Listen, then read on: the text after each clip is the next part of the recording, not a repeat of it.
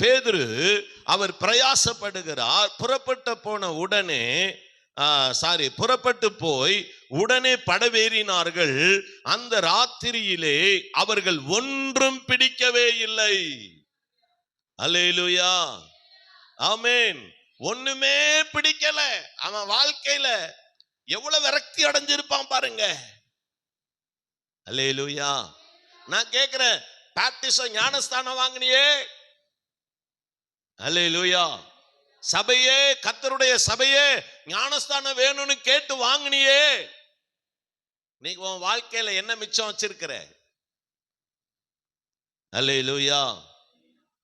நான் கேட்கிறேன், நான் காசு வச்சிருக்கிறேன், நகை வச்சிருக்கிறேன், சொத்து வச்சிருக்கிறேன், இதெல்லாம் நான் கேட்கல. இயேசுவும் கூட இருக்கிறாரா? கிடையாது. அல்லேலூயா, ஆமென். உன் வாழ்க்கை சூனியமா இருக்குது, பூஜ்ஜியமா இருக்குது.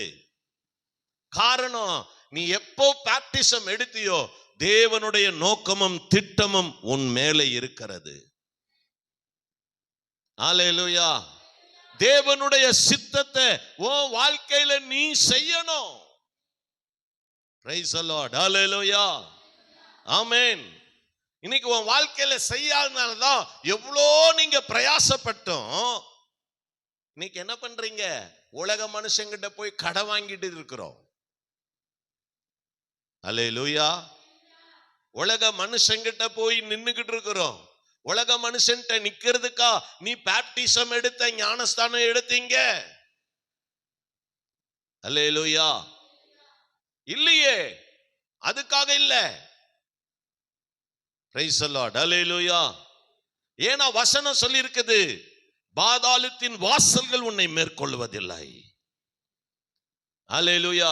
பேதுரு மேலேயே ஒரு திட்டம்னா, பேதுரு முந்தின ஆலயம்னா நான் பிந்தின ஆலயம்.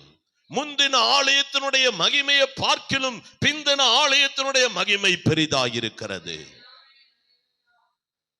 அல்லேலூயா. என்ன நோக்கம், என்ன திட்டம்?